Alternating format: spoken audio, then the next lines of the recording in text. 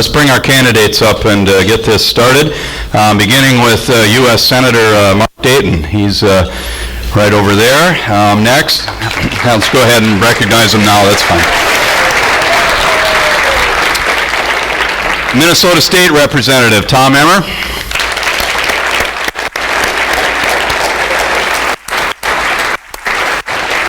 And former business executive Tom Horner.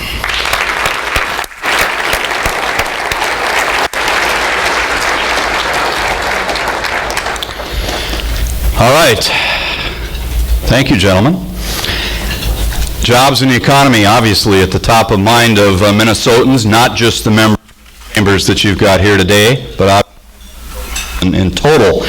And really three things that we see from a business perspective when we talk about job economy. Well, competitive tax environment is obviously very important. A regulatory permitting process that works well, and marketplace. Those are all really critical elements of anything when we start talking about jobs and economy. What does that mean? Those three things. Top of that list, I started with intentionally, is really the tax burden. How much of a tax burden can business in this state handle? And if we're going to move forward and grow this state and grow the economy, as you hear the people being interested in, we've got to look at that tax burden. So here's the question. As governor, how would you make Minnesota's tax climate more competitive for existing Minnesota businesses and for companies that we want to attract to Minnesota? Let's start right in the middle there with Mr. Dayton. Go ahead, sir. Well, I want to thank the Minnesota Chamber and all of you for your very, very important contributions to our state and for your distinguished citizenship and your leadership. You know, over 2,000 years ago, the Roman philosopher said that in a democracy, the most important office is that of citizen. So as you as citizen leaders, I respect and I salute you. The tax issue has been one that I've been dealing with since I was Commissioner of Economic Development for Minnesota back in the 1970s, again the 1980s, where business climate concerns were raised consistently, where Minnesota had progressive taxes, and where we were then during that time consistently among the top third states in the nation, usually the top 10 in employment growth.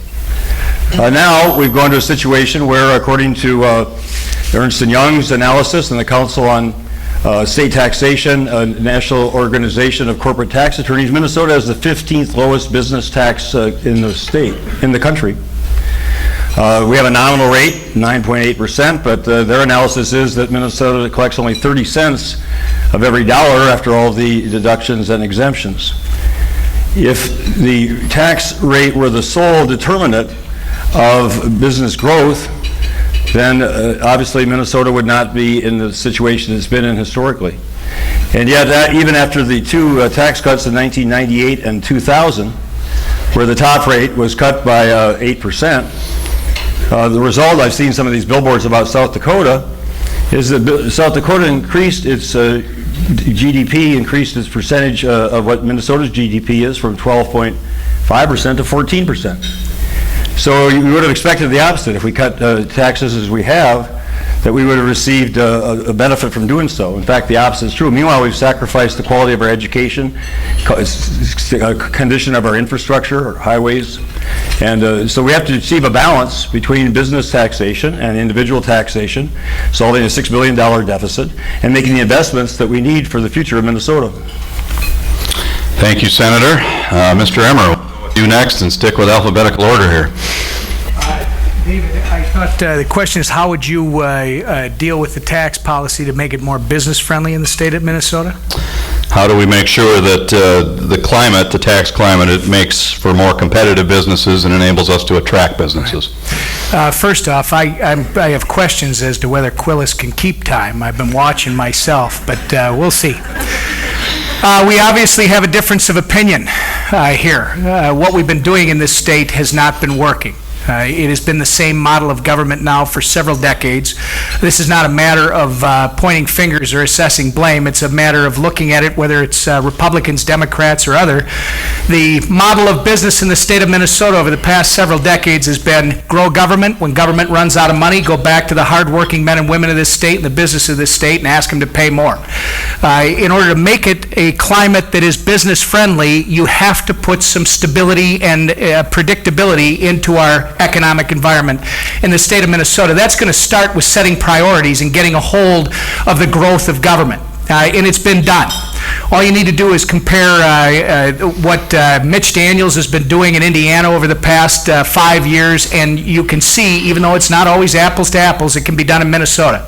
Mitch Daniels was elected by a very slim margin in 2004. When he was elected, state government had about 35,000 employees. He was elected by a wide margin in the last election. State government in Indiana now has about 30,000 employees. He has gotten control of the runaway spending train that was the state of Indiana's government. He has created stability and predictability. So guess what? Now more venture capital than ever is being invested into the state of Indiana, and today the state of Indiana is responsible for 7% of all the new jobs in the country.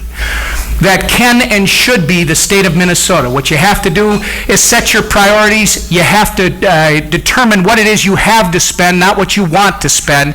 Then you must purchase the priorities that you expect, the services that the essential services government's supposed to provide out of the money that you have. That's how you come up with a balanced budget. You create that kind of stability, you create predictability.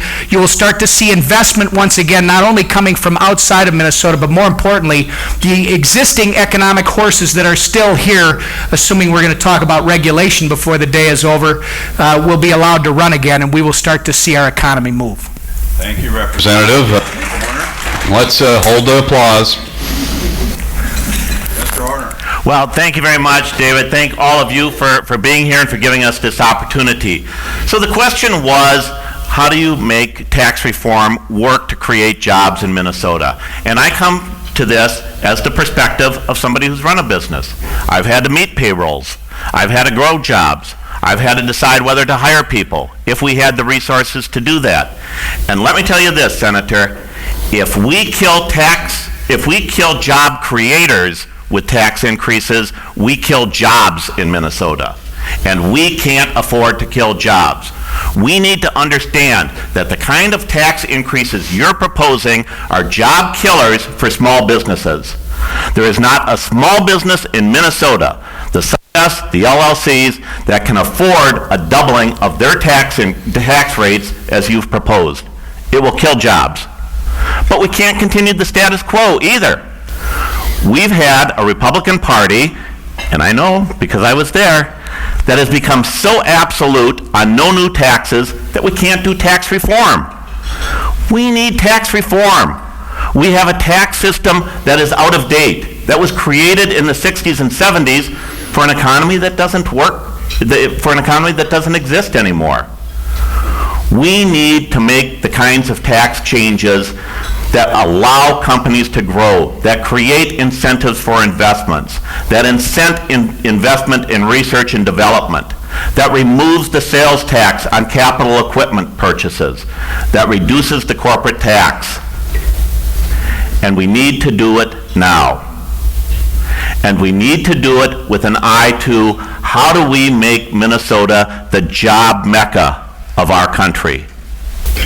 We need to make the kinds of investments in smart reform that are going to allow the job creators to do what they do best. Thank you, Mr. Horner, and I want to thank all three candidates for watching our timelines there. You did very, very nicely. Second question here, and I'm looking forward to this one, so I think we'll start with you, but Minnesota business leaders, this chamber, for instance, and just about anybody that I talk to, much support maintaining strong business in a state when it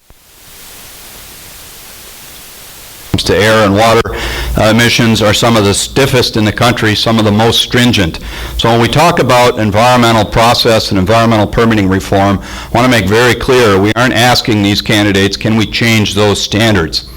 Those standards are gold standards. We're not talking about lessening them. What we hear from Minnesota businesses is that the process of getting a yes or a no out of our regulatory institutions has become very painful, very competitive for the and that want to look at doing things differently and perhaps more efficiently. So my question is, tell us how you'll expedite the process in Minnesota if you're elected to governor. And let's start with you, Representative Emmer. First off, David, I appreciate the fact that you teed it up by making it clear whether you're in business or you're employed by somebody's business or you are just living in this great state. Nobody has the market cornered on the environment. We all want clean water. We all want clean air. We all want to be the best stewards we can possibly be of this state's great natural resources. So it's important that we put that aside right now. There's something going on over here, Tony. Can you take care of this? But very quickly, what I talked about earlier today, I'm going to talk about again. We need to turn Minnesota into a one-stop shop for business. You shouldn't have to go through years of permitting in this state at astronomical cost in not only human time, but also out of your pocketbook with no guarantee that you're going to get through. Some of you watched the TPT debate the other night. I talked about Amos and Amon Bear and how they chose not to invest $40,000 of their money in 2 years of their lives to try and permit a new hog operation in this state. Instead, they moved over to North Dakota. It was opened within 6 months, and today it has a payroll of $1.4 million. My wife Jackie reminded me of a friend of ours, lives across the street, who was a comptroller for a manufacturing business, a national wheel bearing manufacturer. This is what's happening in this state. Bob is his name. Bob was charged with building a new facility for his company. He got a personal phone call from the governor of the state of Iowa, who invited him down, actually sent a bus up to take Bob and his leadership team down to Iowa, show them all of the things that Iowa offers. Well, let's not get into that. We'll talk about that later. But seriously, they were recruiting him. Same types of calls from North Dakota, South Dakota, and Wisconsin. He said he called the state of Minnesota, and the response was, in so many words, this is what you must do if you're going to expand in Minnesota. He expanded in Iowa. These are jobs that need to be here, and the permitting is a lot of the problem because, again, it's the uncertainty. We need to create one-stop shop certainty so people know what they're investing, how much time it'll take so they can get up and running and create new jobs. Thank you. Mr. Horner? Well, I think the tone is set at the top. I think we need a governor who has the leadership that says this is going to be the style of the government. This is how we're going to hold this government. We do have too much confusion, too much overlap, too much redundancy in our permitting processes. Something like 7 different agencies to evaluate water. We don't need that. We ought to put it all into a single agency. Now, unlike Representative Emmer, I don't think the agency is the Department of Agriculture as he has proposed. I think we need an agency that is focused on how do we protect the environment and how do we create jobs. How do we do that in Minnesota? We have that opportunity to do that in Minnesota. We have smart people who know how to get this done. We also need flexibility. We need some common sense. Construction project in the Twin Cities was ready to go, had all of the permitting done, had problems with the credit. Not unusual in this day and age. Was taking longer than he anticipated. Had gone through a year of the approval process. Needed another maybe 30 days. The government came back and said, sorry, you're going to have to start all over again. That's not acceptable. We need to change that. We need to bring some common sense. And we need to bring the mandate from the governor that says, if you come to this government with a permit request, we'll get an answer for you in 6 months. That's the goal. And then we're going to make it transparent and hold this government accountable to that. We need to set those standards. Senator Dayton, your thoughts on expediting permitting processes? Well, thank you for the question, Mr. McMillan. I point out that your company, Minnesota Power, has been a strong partner, responsible partner with economic development in the areas you serve. And, I would share the view of my colleagues up here that, strong economic growth and sound environmental protection are complementary objectives, and that Minnesotans don't want to see one sacrificed for the other. And I agree also with the failure of state agencies to be responsive to the needs of businesses and so many others. And I guess I just have to point out that for 16 of those 20 years, state agencies have been led by 2 Republican governors and the other 4 years by an Independence Party governor. And it has been a failure of leadership at the top. And it has been a failure to tell those agencies, starting with the commissioners and all the way through, that they work for the people of Minnesota. And everybody who works for them works for you, the people of Minnesota, paid by your hard-earned tax dollars. Can they satisfy every request? No. But can they be responsive and responsible and attentive? Yes. Should they meet deadlines? Absolutely yes. I agree with Representative Everett. I think the duplication, the triplication of government overlap and reporting responsibilities afflicts individuals, small businesses, charitable organizations, local governments, the state and federal. I mean, my goodness, when I was a senator, I found out in the Mayo Clinic that there are 110,000 pages of Medicare rules and regulations. I proposed an amendment on the Senate floor to reduce that by 2/3, my theory being that if it couldn't be said in 37,000 pages, it couldn't be said. It was opposed by groups like the American Medical Association and others. So I learned that there are individual organizational reasons why some of these are there, but the fact is that it is too much, and that's why I've asked my running mate, hopefully the next Lieutenant Governor of Minnesota, Yvonne Pretner-Solon, to beginning now, and I extended this invitation to the board of the chamber this morning, to work with us and invite other groups, environmental and others, to work with Yvonne over the next period of time, past the election, but starting now, so that by January 1st we can come forward with some specific reform proposals to reduce this duplication and streamline the procedures. Thank you, Senator. So we've talked about 2 of the 3 issues that I said certainly dominate our agenda as we sit here the last couple days as a board of directors of this organization and talk about business challenges. A third is workforce development. And what we face today is an inability in some cases to find skilled workers, even as the economy struggles to move forward. Even in the depths of the recession in mid-2009, many skilled positions we still struggled with. We also face rapidly changing demographics. Different types of workers coming into the workforce, different educating skill needs to educate those workers. We got to do a better job of making sure the people coming out of our education system have the skill sets we need to move forward. And the chamber, obviously, nor the Brainerd Lakes Chamber, we don't employ a lot of people, but our members do.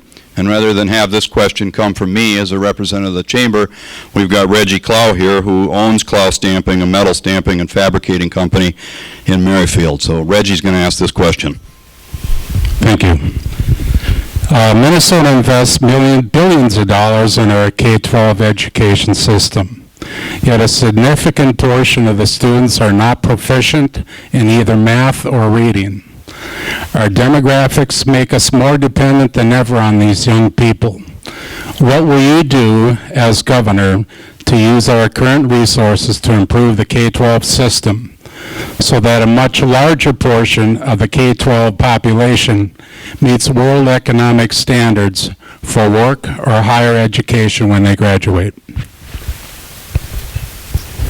Senator Dayton, I think we're back to you with the opportunity to start.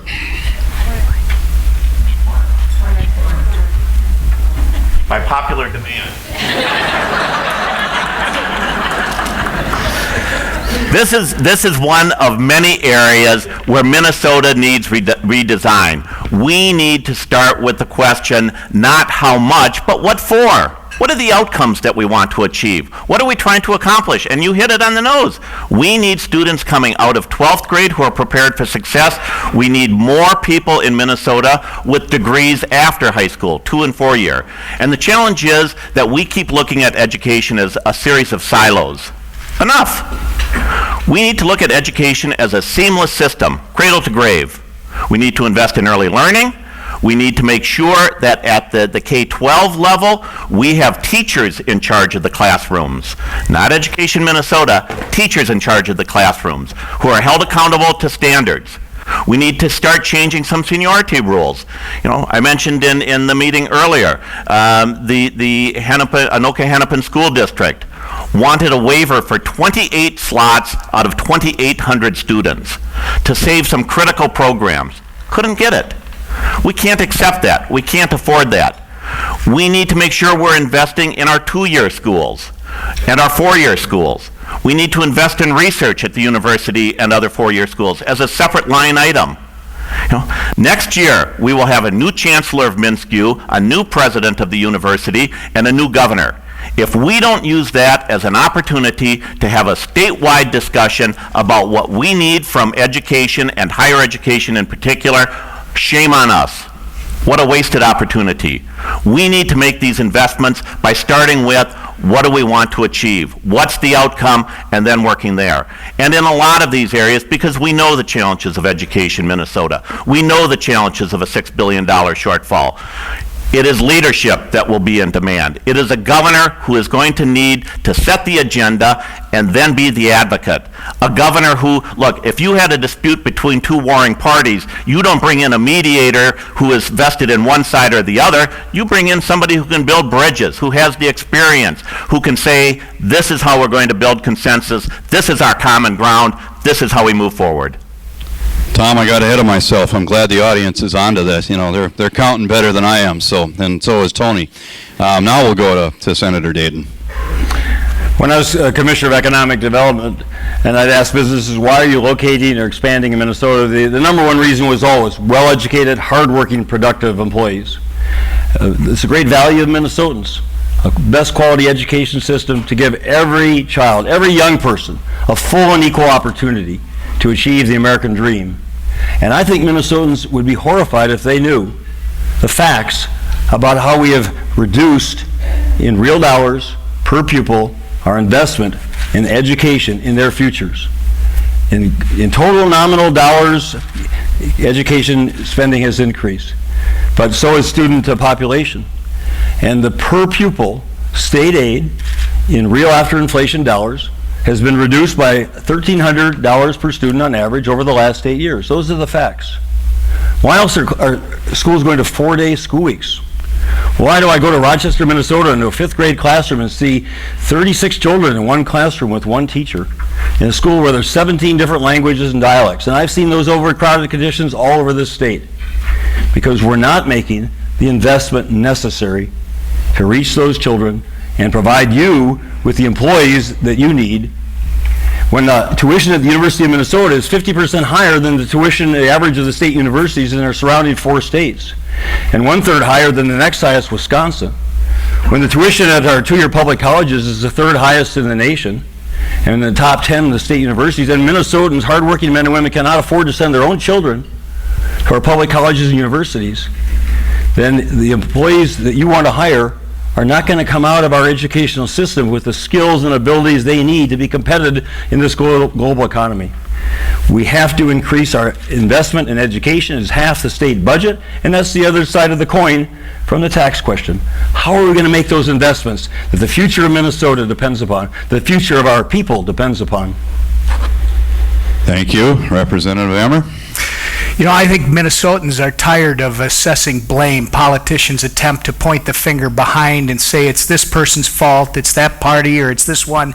I think they're tired of that. I think what they're asking us for is to point a new direction and not get caught up in whose fault it is that this is why we're here. The fact is, we have great students in the state of Minnesota. We have a wonderful infrastructure, education infrastructure. We have great teachers, but we are not succeeding the way we should. In the United States of America, we invest more per pupil than any other country on the face of the planet.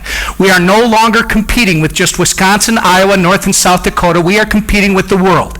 And the reality is our kids are coming out of our schools falling right in the middle of the pack despite the investment. Senator, if dollars were the answer, then we would not have a 60% dropout rate in the Minneapolis schools, and those kids would be succeeding in closing the achievement gap, and it's not happening. It's time to recognize that we've got to do things differently. We must concentrate more. We know science tells us that a child's brain is wired for learning before the age of 5. We need to make more of an investment at those earlier ages in terms of preparing kids for school. And then we need to look at what we're doing in the last year for sure. Several people say it's wasted time in terms of early graduation and other incentives for our kids. I will give President Obama some credit. the issue is not dollars. The issue is the union is standing in the way of any real reform in this state. And Senator, I would respectfully suggest that if you follow the path that the union that just endorsed you wants you to follow, we will not get alternative teacher licensure, which they blocked in the last legislative session we need. We will not get the accountability measures that we must have, and we've got to have pay for performance in some fashion. Where else in our societies does somebody get to keep their job simply because they've been there the longest? It is based on production, and we have to go back to looking at what is best for our children's future as opposed to what the union wants. Thank you, Representative. We have chatted about workforce development, permitting reform, and fiscal policy. A quick or a very, very close fourth on that list as the business community looks at what its challenges are and how we're going to try and help state government move forward is a $6 billion deficit. And I will say that I admire all three of you for pursuing a job that the first thing on your short list as CEO of the state is to solve a $6 billion shortfall. We would be not doing our audience fairly, though, if we didn't tackle that today. I know you've had a couple debates already where this has come up, but Minnesotans and businesses alike expect a high level of service, obviously, and we also know that too much taxes are going to stifle business growth or, worse yet, we'll lose growth and lose businesses. So, the question, as governor, how will you resolve the budget deficit, and how can you set Minnesota on a stronger course by doing things differently, whether that's reform, prioritization, whatever the audience would love to hear. Let's start now with Representative Emmer, because I think I have my choice now, don't I? Now that we've been through all of them once. So, Representative? I will receive, thank you. How do you balance it? I mean, this is a great opportunity. I know that everybody starts with, why would you want this job? There's going to be a $5 to $7 billion deficit. It is the greatest opportunity you and I have ever had to actually make a difference in government. On the one side, you have the argument of business as usual. It's a Minnesota miracle model of government that started in the 70s, which is a tax and spend model of government. Just grow government. When it's out of money, tax people more. We need more revenue. That's the argument. It's time for a new direction in the state of Minnesota. It's time to bring government into the 21st century. I've made this very clear for the past year. We have to ask those questions. Why do we need a Department of Public Safety and a Department of Corrections? Why do we need a Department of Health and a Department of Human Services? Why do we need a state OSHA when we have a federal OSHA? And the list goes on and on. We have duplicated government and triplicated government. That's the problem. You must redesign government from the bottom up so that it delivers the services that Minnesotans have come to expect in the most efficient and sustainable manner so that we turn something over to our children other than our debt. And then the thing that my colleagues have missed, because they always talk about we got to have more revenues, and I use this example, how Minnesota and Colorado, two states of similar size and population, one spending close to $60 billion, ours, the other one spending close to $40 billion. It's not just about redesigning government. You've got to have more efficiencies, and you got to be able to measure those, but then you got to get your private economy moving again. It's about growing jobs in this state. When government's the #1 growth sector of your economy, you are not destined for success. The state of Minnesota has added over 2,200 jobs since 2005. There is no other sector of our economy that has grown by 7% during that time. During the same time period, our government payroll has gone up by almost 25%. Time to get the private sector moving, grow jobs in the private sector, and you will grow additional revenues to drive what you expect out of government. Senator Dayton. Well, first, let me just say that the teachers union spent the last several months trying to defeat me. And if I'm elected governor, I don't owe anybody anything except the people of Minnesota to the best job I possibly can. That's a promise. You and everybody in this state. 2 minutes for this budget is a limited time. No question, job creation is the key and something that we all want for the sake of this state and the sake of this nation. The economic experts who do the state forecasting have said that the jobless recovery will mean that we will not return to our pre-Great Recession level of employment until early 2013. Hopefully whoever's the next governor can help accelerate that along with all of you. But the reality is that whoever's the next governor and the legislature are going to have 5 months to balance the state budget. It's almost $6 billion deficit. That's about 16% of the projected budget for the next biennium. That's $1 out of every $6 that the state government spends. Now, the hard reality is that 92% of that money, over almost half of it, 48%, is spent on education, 30% is spent on health and human services, 9% is spent on local government aids and property tax relief, and 5% on public safety. Add in the 3% of debt service, that's 95%. You could eliminate every state agency and fire every state employee, and you'd eliminate about 2/3 of that deficit.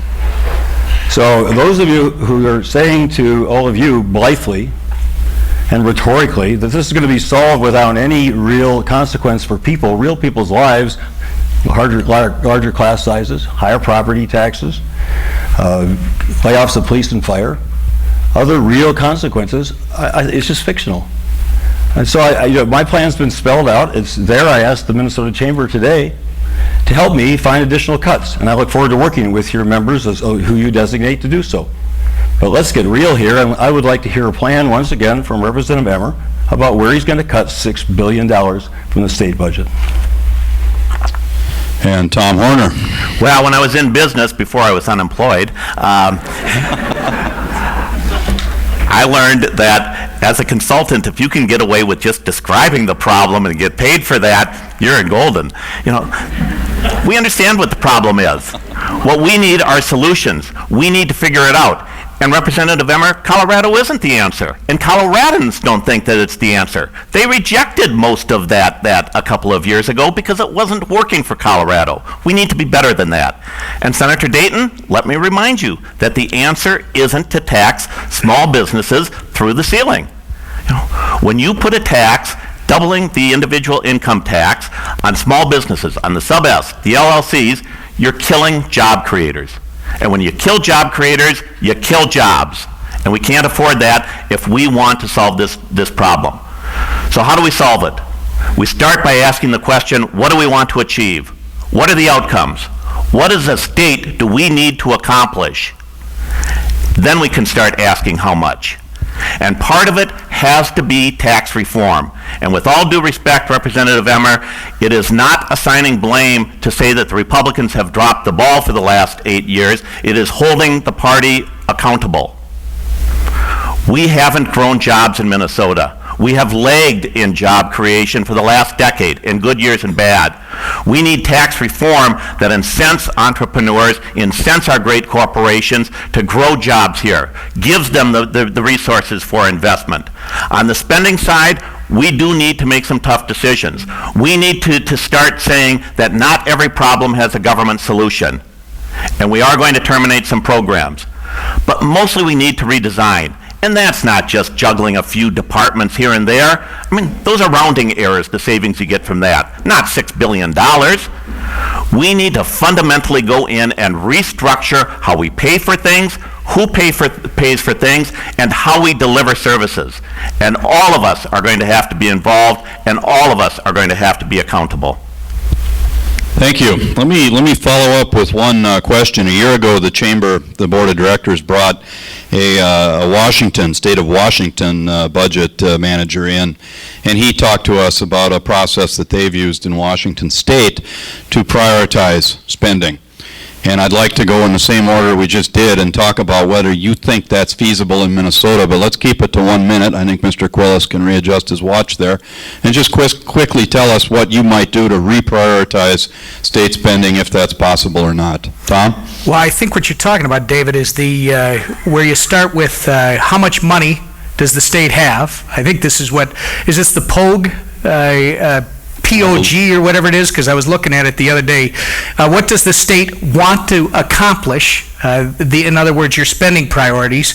How will the state measure its progress in terms of accomplishing those things? And what is the most effective way to do it? It's really what we've been talking about from day one. And I guess what I would suggest, Senator Dayton, it's not blithely talking about it. We've talked about taking different services that right now are provided exclusively by government, for instance, in the healthcare area, and we've talked about changing the way those services are delivered so they are more directed to the individual instead of the large bureaucracies that actually run them, with enormous cost savings without affecting one of the services that you're providing. I think the thing that's being missed here, David, is that when the senator talks about needing more revenue and not being able to balance the budget, it's not just about eliminating things, excess and duplication in the budget. It's also about the cost savings you will get by creating the efficiencies in the budget. And then the thing that my colleagues ignore is that ultimately what drives what you expect out of government is the revenue that you will generate by creating new jobs. If you go back, is it 1 minute? Is that my minute? Just a minute on this one, Tom, so. Well, I'm sorry, but I just didn't trust Mr. Quillis. I apologize. Mark Dayton, thoughts on whether we can somehow reprioritize or come up with a process to differently prioritize what the state does and doesn't do? Well, I'll just say, Representative Emmer, I'll drop the word blithely when you spell out the $6 billion that you are going to save, where, how much, in real dollars, in real-world terms. I'll be glad to drop the word. Dave, I just got someone much better than a consultant from the state of Washington, I hope today. I hope I got the Minnesota Chamber of Commerce. And I also made the same request to Minnesota Business Partnership to provide a working group to sit down with myself and Yvonne Pretner-Solon, and we're going to, in the next month, go through that budget line item by line item. I've been through it twice already. And let's identify the cuts. And I'll be honest with you, all of you, about where those cuts will be made and how they will affect real people's lives in Minnesota. But not pretend that with a bunch of words of redesign and reform, et cetera, there's somehow miraculously out of that heaven $6 billion of reductions that are going to occur. This is going to be tough. This is not going to be easy. Shouldn't pretend that it is. But there are honest answers and then there are evasions. There are better and worse answers. There are right and wrong answers. And I'll deal on those terms over the next 77 days, and I challenge my two opponents to do the same. I can assure all three of you, speaking on behalf of the Chamber, that we do stand ready, willing, and able to provide you all the feedback we can about ways to reprioritize.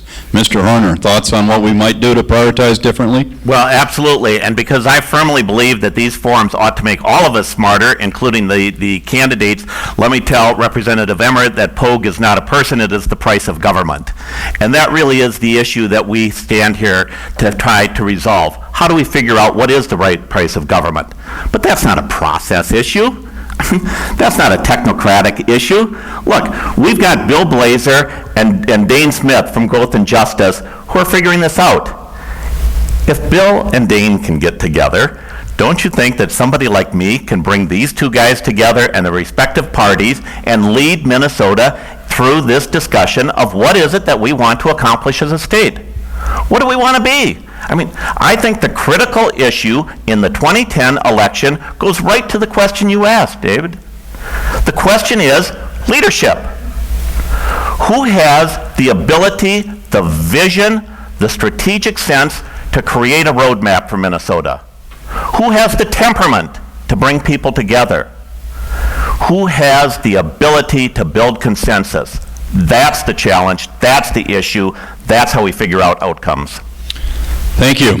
We are in the quintessential heart of tourism country here in Minnesota, and it might surprise you, but 16% of the revenue that these gentlemen, one of these gentlemen is going to be wrestling with in coming years, comes from or is related to tourism. $11.2 billion industry across the state, and about 245, almost 250,000 workers. So 250,000 people employed in one way or another in connection with tourism. So there's a lot of folks in the room today that have their businesses invested in this, and a lot of people around the state watching. What will each of you do, if elected governor, to foster more growth in tourism and to move us forward and grow that industry? And this time I think we'll start with Tom Horner. Well, thank you, and let me offer one correction. It is not 16% of the state's revenue, it is 16% of the state's sales tax revenue, and I'm the only one who says I got a plan to make that bigger. I can figure that out, because it is part of tax reform. It is part of how we deal with the tax structure, and some more revenue does have to come out of sales tax from all of us. But look at, tourism is a critical industry, and we all know that. So I think we need to do a couple of things. First of all, we need to be creative in finding new partners, in figuring out how we can share some of the responsibility. Right now, Minnesota, I think, has a tourism budget that is about 29th in the country. We need to figure out how we can leverage that, how we can get more money by engaging some of the smart partners, by sitting down with those folks who have an investment. We need to be collaborative. Why do we keep debating every year whether schools should start before Labor Day or after Labor Day? We can meet both needs. We can reduce some of the in-service training days that occur in September, October, November, and on, and allow our students to have the educational time they need and still allow our tourism industry to thrive and flourish. And we are going to need to look at new sources of funding, and thankfully my time is out on that point. Tom Emmer, let's go to you next. Tourism, how do you help it? Well, first off, when you redesign government, you got to look at what we're doing with our fines and fees. Take a look at what the health department has done in the last few years. They have tripled the fees that are being charged and the inspections that are directly affecting this industry. Take a look at what the fire marshal charges are. Take a look at the hard costs, and let's stop talking about the way we've been doing business with big highfalutin words. Let's talk about reality. Let's talk about the reality that these people are running businesses. You need a governor that's not only going to promote the state of Minnesota, but everything in the state of Minnesota that's worth doing and experiencing. We got to get back to allowing our state folks to have meetings in the wonderful conference centers that are up here. You got to promote all the opportunities for tourism in this state, and you got to quit killing jobs, because if you kill jobs in this state by chasing people across state lines for taxes, by telling our companies here in the state of Minnesota, we're going to tax you on sales across state lines, you kill jobs in this state, you kill tourism at the same time. We got to promote jobs. That'll promote tourism. Thank you. And Mark Dayton, you've got a minute to talk about tourism.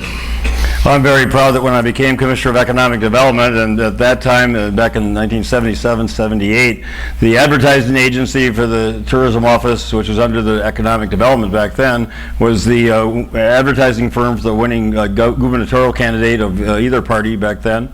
And there was no political, professional operation going on. I brought in a professional, Hank Todd, within the agency. I set up the first Tourism Advisory Council, and then the credit goes to Rudy Perpich, who understood the importance of tourism. And coming out, when we came back again in '83, coming out of the recession of '82, he understood counterintuitively you needed to invest more in, you needed to spend more state dollars on tourism, and particularly on the advertising and the promotion, which back then under Governor Perpich was over half of the tourism budget.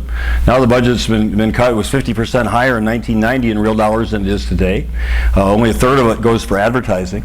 I met with tourism owners, business owners from Lewiston and Grand Marais to in this area of Brainerd, and I will be a tourism governor for this state, working with the industry to advance tourism and compete with these other states, which we've fallen behind now. Thank you, gentlemen. Tony, let's reset that watch to 2 minutes here for our last question. As a CEO of the state, or as the leader of any business, compromise is an important part of getting things done, finding ways to bridge gaps, to bridge differences in opinions, and to move forward and show the people that you are leading that you can indeed move us in a progressive direction. So the last question I'd like to focus on is tell this audience and the folks watching on the media what you will do to lead this state, without getting into the specifics of what you might do with tax or fiscal or spending priorities. What capabilities, background, and character strengths do each of you bring to the job, because it's going to be a leadership challenge of the highest type. So with this one, I'd like to go back where we started and begin with you, Mr. Emmer. And how much do I get? 15 minutes? 2 minutes, sir. All right. Leadership qualities. I think I'm going to start it this way. I think there's a misconception out there about what leadership is. Leadership is selfless. Leadership is giving your team credit when they are successful and taking responsibility when your team is not successful. More importantly, in my short time in the legislature, what I have seen is people misunderstand what the word leadership means in that context and the word compromise. Leadership is not about leading people to where they already are. We can talk about consensus, we can talk about these wonderful things. It's about working with other people, but leadership is about setting out a course that others can see and then leading them to where they need to be. And you have to use every tool that you have. Your ability to communicate, your ability to reach across and tell somebody, I respect your point of view, but this is where we're different. Here's the problem with compromise. People in government believe that compromise is the answer. No, it's not. It's about negotiating outcomes. You've got to set what your best outcome would be, and you have to realize, if you're a leader, that you may not get all that. But you need to be moving in that direction. In this case, it's smaller government. In this case, it's a business-friendly environment. It's less regulation. It's a tax policy that works, that attracts new investment and grows existing opportunities. It is not about giving everybody a little bit of what they want. We joke about this, Jackie and I, that we've been married for 24 years. We have 7 kids. We compromised. I wanted 4 kids. She wanted 3. We compromised. We have 7. All right? That is not the way it should work. In government, when people compromise, everybody gets what they want, and then we all get a lot of things we may not need and can't pay for. It's time to start negotiating outcomes based on where we need to be, and leadership is about leading people to where they need to be, not where they are. 2 minutes rebuttal for Jackie, I think, huh? Senator Dayton, your thoughts on leadership? Well, I listened to what the people of Minnesota were describing in your excellent film there, and first of all, they said they want leaders to listen. And I've been listening to the people of Minnesota for the 35 years I've been involved in public service in this state, and most recently traveling through all 87 counties in 87 days. I've held 110 community meetings where I've listened to people and what are their concerns. And I will keep listening, and I will keep going, and I promise that I will continue to travel this state extensively as governor and continue to listen to everyone. Rudy Perpich had a sign on his wall in his office that I'm going to put back up. It said, none of us are as smart as all of us. And that sign will go back up, and I'll listen to everybody with all different points of view who have ideas to improve the state of Minnesota. The other comment was made was, do what's right for the long term. Do what's right, not for just for now. That's important, yes, but also for our children and our grandchildren. And I see the state going in the wrong direction. And I see the disinvestment in education. I see the deterioration of our infrastructure. I see the loss of job opportunities. I've been to China 6 times in this decade. I've seen some of the 1.3 billion people going to work hard for 60, 70 cents an hour. Jobs used to be here. We're not going to compete with that by lowering wage standards. We're going to compete with that by having well-educated people who will become the next entrepreneurs, create the businesses, grow and employ hardworking Minnesotans successfully. I'll work together with people. I'm very proud that my last year in the Senate, I worked with Senator John McCain of Arizona, Senator Ted Stevens of Arizona, 2 Republicans. Senator Stevens, may rest in peace, chaired the Senate Appropriations Committee. And we got the funding for the first congressional funding for Beyond the Yellow Ribbon, a pioneering project of the Minnesota National Guard to provide supportive services to the heroes coming back from Iraq and Afghanistan, to their communities here in Minnesota and for their families. I'll work cooperatively, bipartisanly, tripartisanly with anyone who can work with me to make this a better state. Thank you, Senator. And Tom Horner. Well, thank you very much, and again, thank you for the opportunity to be with you. You know, leadership, it's great to talk about the theory of leadership. Minnesotans need the experience of leadership. They need somebody who's been there, done that. Look at my 35-year career in public policy, in community service, running a business. It has been about forging consensus, about creating innovative ideas and then taking them to completion by bringing people together, by identifying the leaders who are going to come together and invest their credibility in what is needed to make Minnesota a better state. That's what leadership is. It's what I've done. It's my career. It's what I offer as a candidate for governor in Minnesota. And I do think that leadership in the 2010 election is the critical issue. Who creates a vision? Who has the temperament? Who has the ability to forge consensus, to bring people together? I look at one of the politicians I admire greatly, Arne Carlson. Look what happened when jobs really were moving to South Dakota 20 years ago because of workers' compensation. It was the chamber, it were unions, and Arne Carlson who brought them together to say, we're going to get this done. And if I don't get it done in this legislative session, on July 1, businesses, I'll pack the bags for you. He was willing to put himself on the line, to hold himself accountable, to bring the right people together, and after 100 years, he got it done. That's what leadership is. That's what we need in Minnesota. Why would we continue the same failed pattern that isn't working? We've lagged in job growth for the last 10 years. We don't have a tax structure that collects too little in taxes from individuals. We have a tax system that taxes jobs too highly. We need to change that. We need that kind of leadership. That's what I offer. That's what I hope that I can bring to Minnesota as your next governor. Thank you.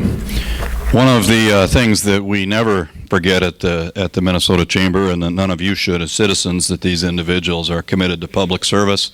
We're very, very thankful for that. We're thankful that they're willing to try and tackle these problems. And I would like to thank them for putting together a very nice forum, for watching the timelines, and for listening to our ground rules. So let's acknowledge these candidates.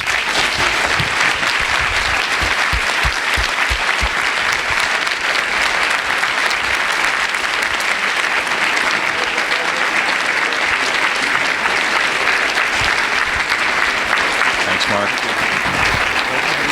Thank you, David. Thank you, Tom. Nice job. Thank you. Thanks, Tom.